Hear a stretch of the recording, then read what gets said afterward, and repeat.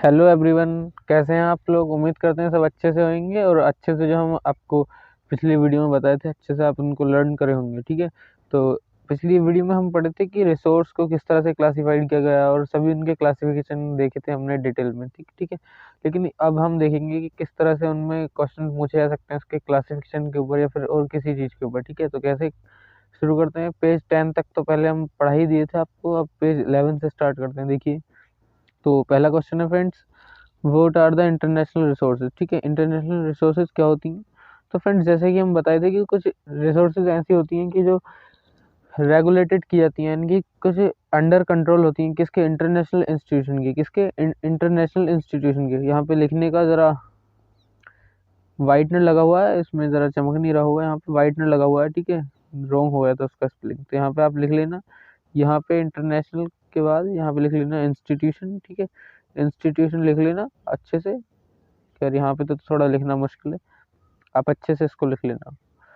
तो कुछ ऐसे रिसोर्सेज हैं जो कि रेगुलेटेड की जाती हैं या फिर अंडर कंट्रोल होती हैं किसके, इंटरनेशनल इंस्टीट्यूशन के। ठीक है, तो उनको हम क्या कहते हैं, इंटरनेशनल रिसोर्सेज। तो जैसे क्या क्या है ये, तो ओशियनिक रिसोर्सेज हैं। जैसे ओशियन में पानी जो है, यानी कि 200 नॉटिकल माइल्स के बाद हमारे कोस्टल रीजन से समुद्र के अंदर तक जो 200 माइल्स के बाद का एरिया है जिसको हम ओपन सी कहते हैं, वो किसके अंडर अंडर कंट्रोल है?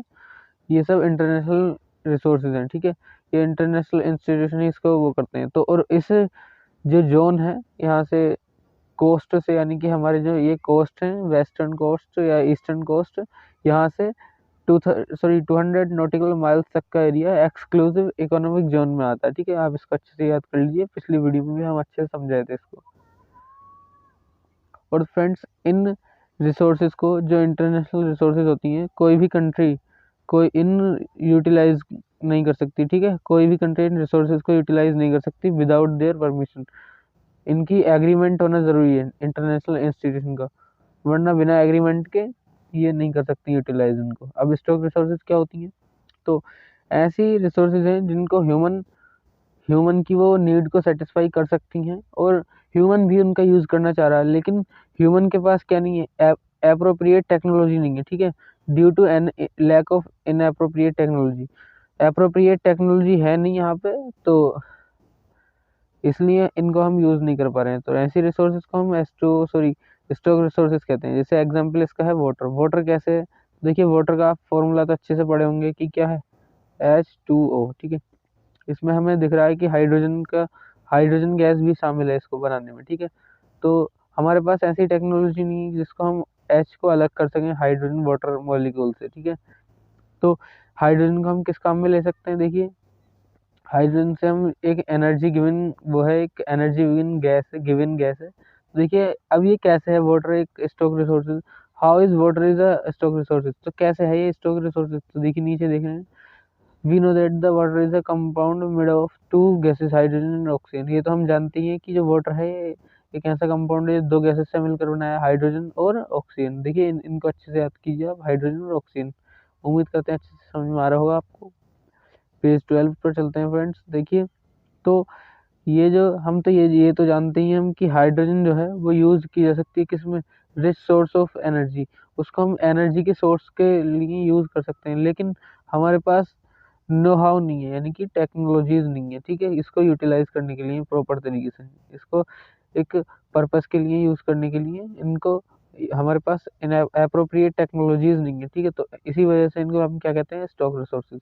इनकी स्टॉक है, इनका यूज़ नहीं हो रहा है।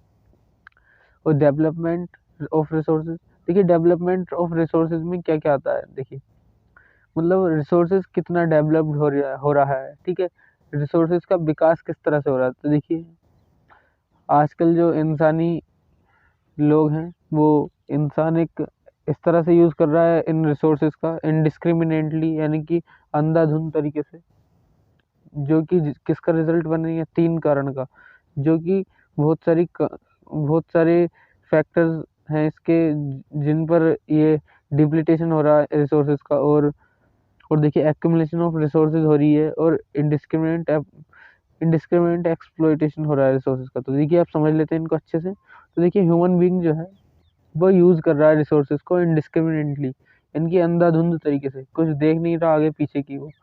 तो ये जो है ये बढ़ावा देती हैं कुछ मेजर प्रॉब्लम्स को, ठीक है। तो मेजर प्रॉब्लम्स कितनी है, वो 3 है, ठीक है। आपको 3 याद करके जानी है और ज़्यादा याद करके जानी नहीं है, याद कर सकते हैं लेकिन अभी जो ज़रूरी है ये 3 ही है। देखिए बहुत ही ज़्यादा important point C depletion of resources.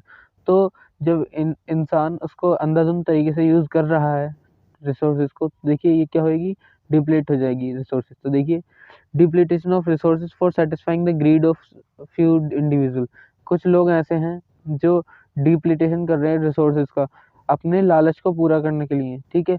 जैसे कि कोई इंसान है और वो सारी धन दौलत अपने पास जमाए हुए बैठा है और उसको यूज़ भी नहीं कर रहा, तो ये क्या है, एक लालच को अपने पूरा अंजाम दे रहा है, ठीक है। तो इस तरह से ये क्या कर रहा है, डिप्लीटेशन कर रहा है रिसोर्सेज का। अगला पॉइंट चलते हैं, एक्यूमुलेशन ऑफ रिसोर्स। तो एक्यूमुलेशन मीन्स आप नोट कर लीजिए, इसका हिंदी मीनिंग आपको याद होना चाहिए। एक्यूमुलेशन मीन्स होता है इकट्ठा होना, ठीक है, इकट्ठा होना एक जगह, ठीक है। तो accumulation of resources in few hands, तो कुछ ही हाथों में, यानी कि कुछ ही इंडिविजुअल्स के पास रिसोर्सेज का इकट्ठा होना। जैसे कुछ ही इंसान है हमारे एरिया में, मान लीजिए किसी के भी एरिया में, तो उनके पास जो रिसोर्सेज हैं बहुत ज़्यादा हैं और इकट्ठा है वो, ठीक है, इकट्ठा है वो उनके हाथ में, उनकी पावर, ठीक है। और एक्यूमुलेटेड है वो, उनके एक्यूमुलेशन जो है हो चुका है उन रिसोर्सेज का, उनके हाथ में है वो, ठीक है। तो इस वजह से क्या होगा कि जो पुअर लोग हैं वो तो उन रिसोर्सेज को यूज़ कर नहीं पाएंगे, तो इससे क्या होगा, जो हमारी सोसाइटी होगी वो 2 सेगमेंट में डिवाइड हो जाएगी। कौन कौन से सेगमेंट है, देखिए 2 सेगमेंट क्या क्या है, हैव्स और हैव नॉट, यानी कि किसी के पास होगा वो चीज़, किसी के पास ना होगा। और सबसे ईजी है कि और यानी कि या फिर ऐसा हो जाएगा कि रिच और पुअर में डिवाइड हो जाएगी, यानी कि गरीब और अमीर में डिवाइड हो जाएगी। तो आपसे अगर कोई पूछे कि which factor give rise to society divide into 2 parts rich and poor, तो आप लिख देना accumulation of resources in few hands, ठीक है।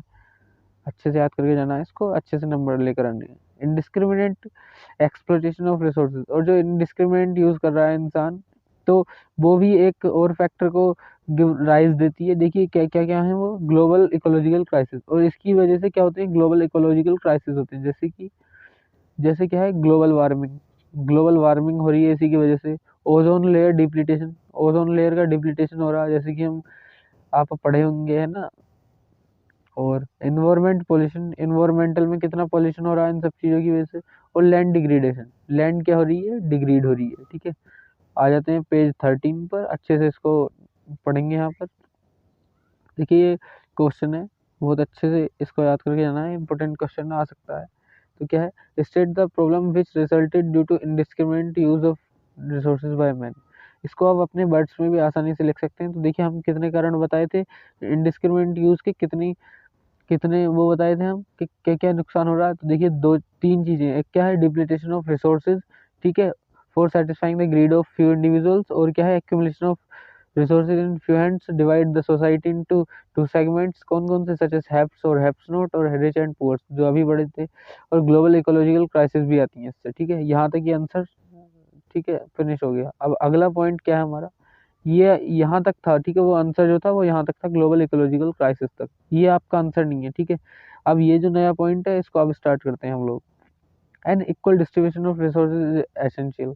और इक्वल डिस्ट्रीब्यूशन यानी कि हर किसी के पास इक्वल रिसोर्सेज होनी चाहिए, किसके लिए, सस्टेनिंग क्वालिटी ऑफ लाइफ, यानी कि जिंदगी को बहुत अच्छे से जीने के लिए। और ग्लोबल पीस, यानी कि शांति बनाए रखने के लिए पूरी दुनिया में। तो पेज 4 पर आते हैं। तो इन प्रॉब्लम्स को अवॉइड करने के लिए, कौन सी प्रॉब्लम, कौन सी थी वो, देखिए एक तो डिप्लीटेशन थी, एक एक्यूमुलेशन थी, और एक कौन सी थी, ग्लोबल इकोलॉजिकल क्राइसिस। कौन सी थी, ग्लोबल इकोलॉजिकल क्राइसिस, ठीक है, शॉर्ट में लिख रहे हैं, समझ लेना आप। तो इनको अवॉइड करने के लिए, यानी कि इन प्रॉब्लम्स से बचने के लिए हम क्या करते हैं, सस्टेनेबल डेवलपमेंट को एक ऑप्शन ऑप्शन मानते हैं, ठीक है।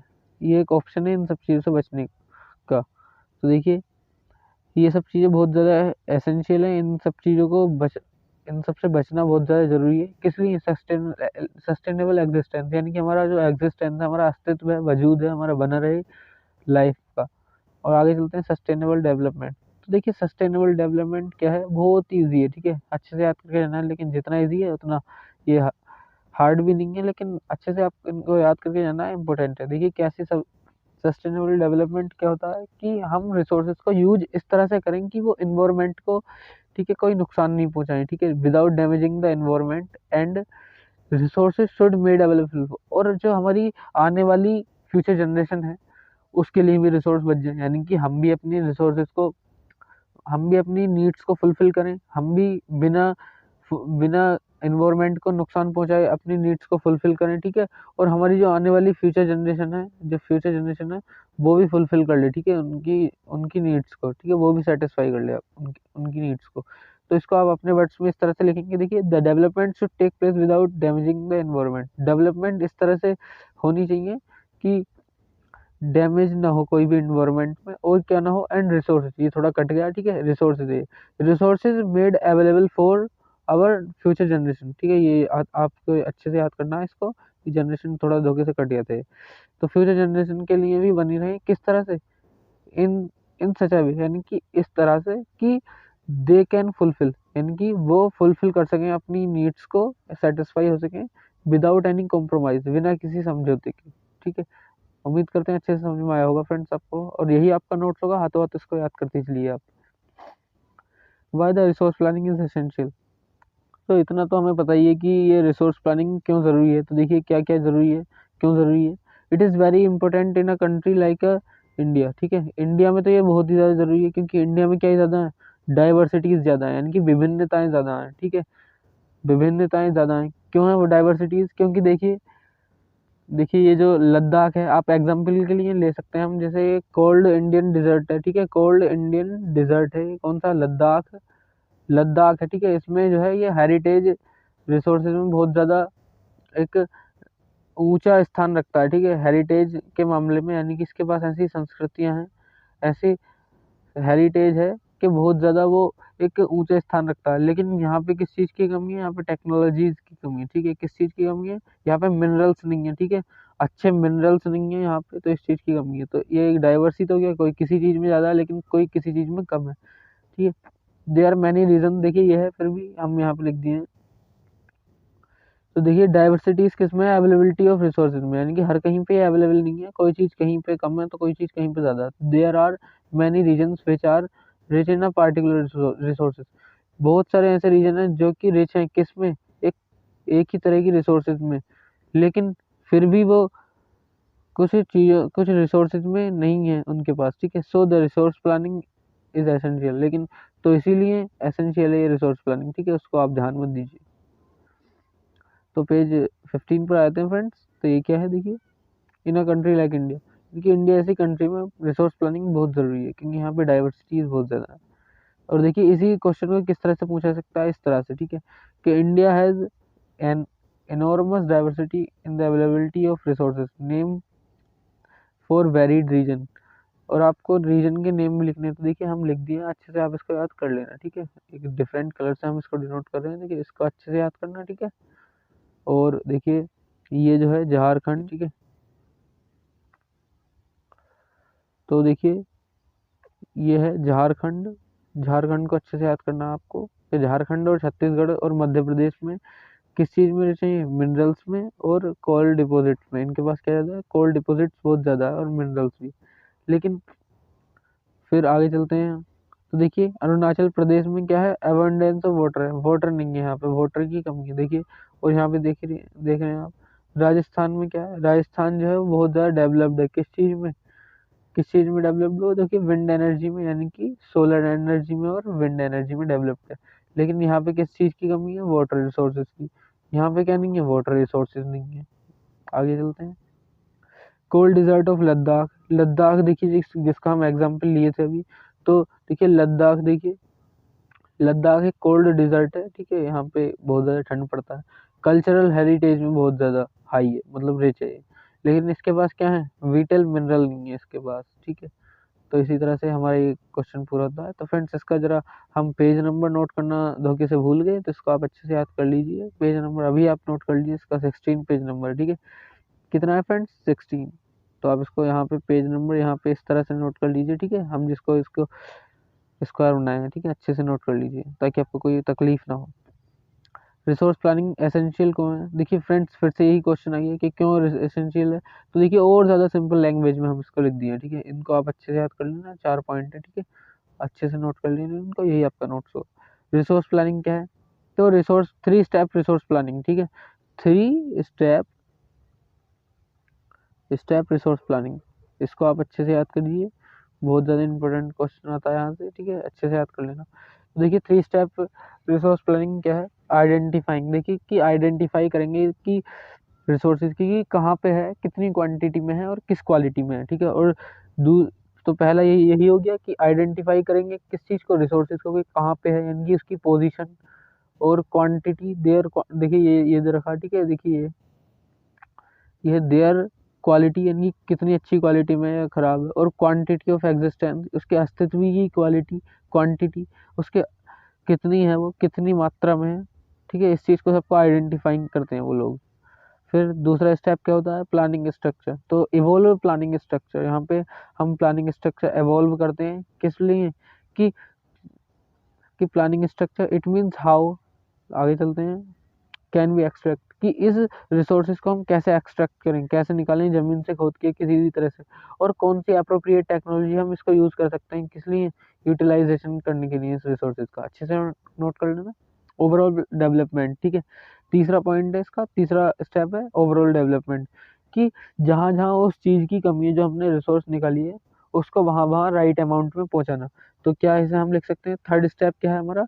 Matching the resource development plan, यानी कि रिसोर्स के डेवलपमेंट प्लान को मैच करना किसके साथ?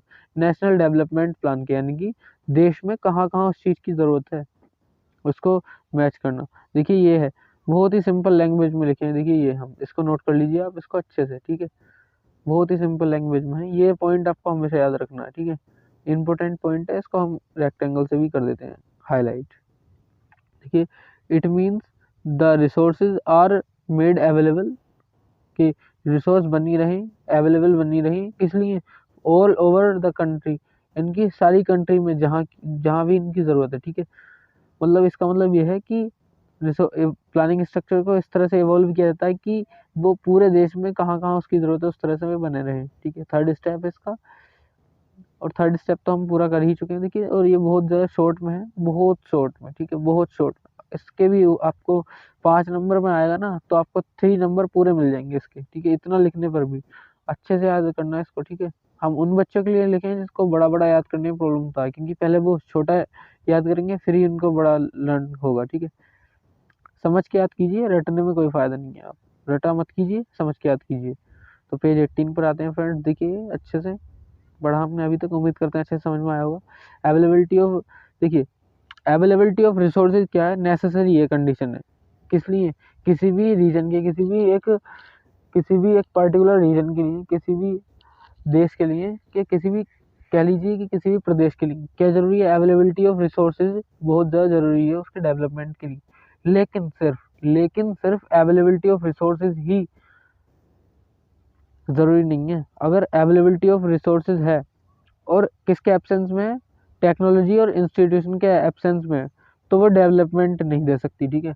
रिसोर्सेज की अवेलेबिलिटी होना तभी किसी को डेवलप कर सकती है जबकि उसके पास ये टेक्नोलॉजीज होंगी और इंस्टीट्यूशन होंगी। टेक्नोलॉजीज, अब एक बार बताइए फ्रेंड्स, आप मान लीजिए कोई भी प्रदेश है, ठीक है, एक्स नाम का प्रदेश है कोई भी, और एक्स नाम के प्रदेश में एक 5 किलो सोना दबा हुआ है नीचे, ठीक है, लेकिन उनके पास क्या नहीं है? उसको निकालने के लिए कुछ मशीनरी सिस्टम नहीं है, कुछ टेक्नोलॉजी नहीं है, उसको रिफाइनिंग करने के लिए, उसको माइनिंग करने के लिए, कुछ एक्सट्रैक्ट करने के लिए टेक्नोलॉजीज नहीं है, और इंस्टीट्यूशन नहीं है उसको शुद्ध करने के लिए सोने को।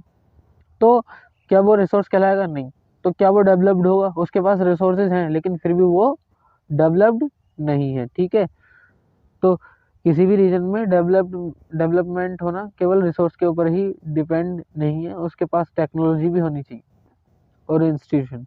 देयर आर मैनी रीजन, हमारी कंट्री में बहुत सारे रीजन हैं जो कि रिच हैं रिसोर्सेज में, लेकिन फिर भी वो किस में आते हैं?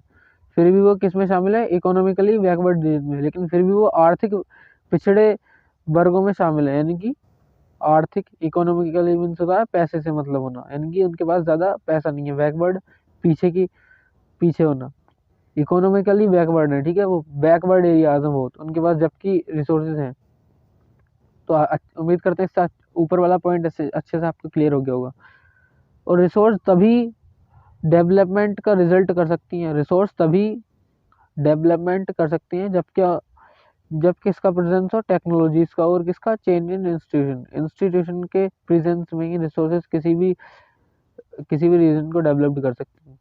4 फैक्टर लिखने हैं जहाँ पर रिसोर्सेज डिटरमाइन करना है कि डेवलपमेंट रिसोर्सेज हो रही है नहीं हो रही। तो क्या क्या है, अवेलेबिलिटी ऑफ रिसोर्सेज का होना भी ज़रूरी है, लेवल ऑफ टेक्नोलॉजी का होना भी ज़रूरी है, क्वांटिटी ऑफ ह्यूमन रिसोर्सेज का होना भी ज़रूरी है, हिस्टोरिकल एक्सपीरियंस के उनके पिछड़े यानी कि उनके पिछले जो पूर्वज थे उन्होंने किस तरह से उनको अप्रोप्रिएट टेक्नोलॉजी लगाई, वही उनके अब जो नेक्स्ट जनरेशन होगी वही लगाएंगे। तो इस बिहाफ पे हम कह सकते हैं कि हिस्टोरिकल एक्सपीरियंस यानी कि उनका इतिहास जो है वो कितना अच्छा रहा है उस पर भी बेस्ड होता है, ठीक है। 90 पे आते हैं, 19 पेज पर, 19 पेज पर। रिसोर्सेज क्या है, वीटल है, यानी कि वीटल का मीन्स होता है वेरी इंपॉर्टेंट। क्या होता है, वेरी इंपॉर्टेंट। तो वीटल है ये क्वेश्चन आपके लिए, ठीक है फ्रेंड्स।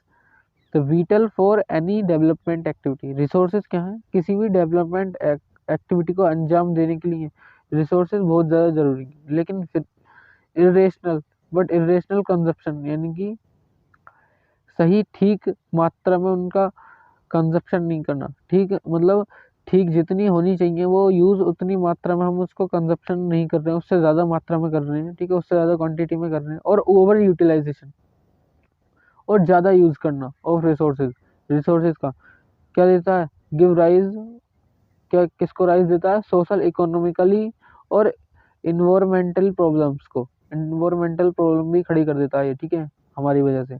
गांधी जी ने कहा है, ये बहुत ज़्यादा इंपॉर्टेंट है फ्रेंड्स, गांधी जी कह गए हैं, अब इसको अच्छे से याद कीजिए। तो क्या कह रहे हैं, गांधी जी ने कहा है कि रिसोर्स कंजर्वेशन के ऊपर कि हमारे पास इनफ है resources, there is enough for everybody's need but not for anybody's grid.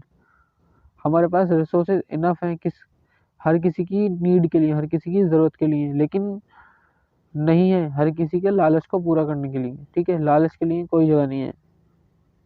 It means यानी कि इसका यहाँ पे हम मतलब भी समझे अपनी वर्ड्स में, आप इसको लिखना है ठीक से समझ के। The resources are enough for anybody's need, हर किसी व्यक्ति के लिए रिसोर्सेज जो हैं वो बहुत हैं, ठीक है, इनफ है यानी कि काफ़ी है। अगर वो रिसोर्सेज को किस किस किस तरह यूज़ करे, लिमिटेड वे में, यानी कि ठीक क्वांटिटी में यूज़ करे। और the resources are not enough for anybody's greed, और जो रिसोर्सेज हैं वो किसी की ग्रीड के लिए, किसी के लालच के लिए इनफ नहीं है, क्योंकि लालच का कोई अंत नहीं होता, ठीक है, because the greed of anybody is never ended, क्योंकि लालच का कोई अंत नहीं होता, ठीक है। आगे चलते हैं। और गांधी जी ने क्या कहा था कि गांधी जी से पूछा गया कि आपके आपके अंदाजे से रूट कॉज क्या है रिसोर्स डेवलपमेंट के, सॉरी रिसोर्स डिप्लीटेशन की। तो क्या बताया गांधी जी कि ग्रीडी एंड सेल्फिश इंडिविजुअल्स, ये जो ग्रीडी यानी कि लालची और क्या है, ये स्वार्थी इंडिविजुअल्स यानी कि स्वार्थी लोग जो हैं, ये क्या है, रूट कॉज हैं किसके, डिप्लीटेशन ऑफ रिसोर्सेज के ग्लोबल लेवल पर। तो पेज 20 पे आते हैं। According to Gandhi ji who are the root cause of, देखिए हम इस तरह से क्वेश्चन भी बना दिए आपके लिए अच्छे से याद हो सके।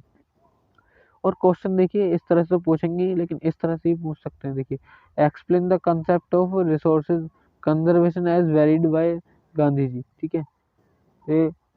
ये वेरिड नहीं कि वॉइस्ड है, वॉइस्ड, ठीक है, लिखने में थोड़ा मिस्टेक हो गया, कोई बात नहीं, लेकिन समझ में आ रहा है। फ्रेंड्स आवाज़ में थोड़ा दिक्कत हो रहा होगा, वो आप थोड़ा सा फेस कर लीजिए, वरना उम्मीद करते हैं आपको फिर वाली वीडियो में नहीं होगा, ठीक है। आगे चलते हैं। अकॉर्डिंग टू गांधी जी, ये गांधी जी के अकॉर्डिंग क्या है, ग्रीडी यानी कि लालची, और सेल्फिश यानी कि मतलबी, या कह सकते हैं हम सेल्फिश स्वार्थी, एक्स और स्वार्थी इंसान, और एक्सप्लोइटिव नेचर ऑफ टेक्नोलॉजी यानी कि टेक्नोलॉजी का वो भयंकर रूप क्या है, रूट कोज है किसका, डिप्लीटेशन ऑफ रिसोर्सेज का ग्लोबल लेवल पर। आगे चलते हैं friends. Gandhi ji was against mass production, Gandhi ji mass production के अगेंस्ट थे, और वो इसको मास प्रोडक्शन को हटाना चाहते थे, किस लिए, किसकी जगह, प्रोडक्शन ऑफ मासेस की जगह इसको हटाना चाहते थे। अब लैंड रिसोर्सेज पर आते हैं फ्रेंड्स, बहुत ज़्यादा इंपॉर्टेंट पॉइंट है, आप इसको नोट करते चलिए, और यही आपका नोट्स होगा, ठीक है। उम्मीद करते हैं अच्छे से समझ में आ रहा होगा। ठीक है, लैंड क्या है, हम कोई भी इकोनॉमिक एक्टिविटी करते हैं, इन इकोनॉमिक एक्टिविटीज़ करते हैं, वो सब क्या करते हैं, लैंड पर ही करते हैं। कहीं जाते हैं, कहीं खाते हैं, कहीं कहीं से फसल उगाते हैं, कहीं कुछ काटते हैं, सब कुछ काम जितना भी करते हैं हम लैंड पर ही तो करते हैं, ज़मीन पर ही तो करते हैं। तो क्या है, ये भी एक रिसोर्सेज है। क्या है, ये भी एक रिसोर्सेज है। ठीक है, पूरा नहीं लिखूंगा, समझ गए होंगे आप।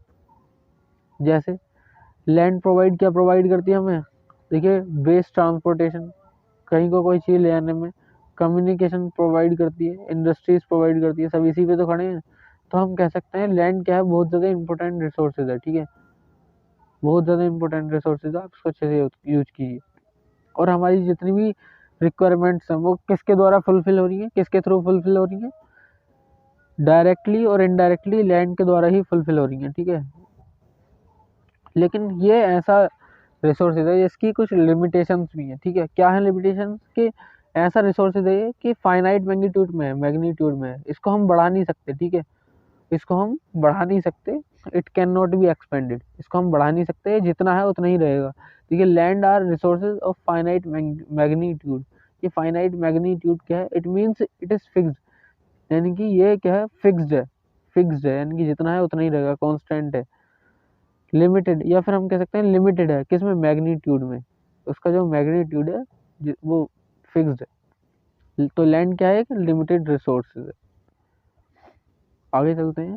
तो फ्रेंड्स अगले वीडियो में हम पढ़ेंगे, ये तो सेकंड पार्ट था इस वीडियो का, चैप्टर नंबर 1 का, रिसोर्सेज एंड डेवलपमेंट का। तो फ्रेंड्स अगले वीडियो में हम पढ़ेंगे डिस्ट्रीब्यूशन ऑफ रिसोर्सेज। ठीक है, तो distribution of Indian land mass, sorry, तो ये क्या है, distribution of Indian land mass, यानी कि इंडियन के लैंड मास को किस तरह से डिस्ट्रीब्यूशन किया गया, ये हम अगले वीडियो में देखेंगे। फ्रेंड्स उम्मीद करते हैं अच्छे से समझ में आया होगा आपको मेरे, ठीक है, अच्छे से समझ में आया होगा आपको। और अभी भी अगर आपको कोई डाउट हो तो फ्रेंड्स आप कमेंट सेक्शन में पूछ सकते हैं। और फ्रेंड्स अगर इसमें थोड़ा सा भी आपको कुछ थोड़ा सा प्रॉब्लम फेस करना पड़ रहा हो मेरी आवाज़ की वजह से या फिर टेक्नोलॉजिकली किसी भी वजह से, तो फ्रेंड्स उसके लिए सॉरी। और जल्दी से मिलते हैं फ्रेंड्स अगले नए वीडियो में। और तब तक के लिए फ्रेंड्स आप अच्छे से पढ़ाई करते रहिए, और उम्मीद करते हैं आपको अच्छे से समझ में आ रहा होगा जो भी हम पढ़ाए हैं। ठीक है, और अगर आप नए आए हैं फ्रेंड्स चैनल पे तो सब्सक्राइब कर लीजिए, अगर आप चाहते हैं कि इसी तरह से हम वीडियो बनाते रहें आप लोगों के लिए। ठीक है, तो फ्रेंड्स मिलते हैं अगले वीडियो में। Goodbye and take care.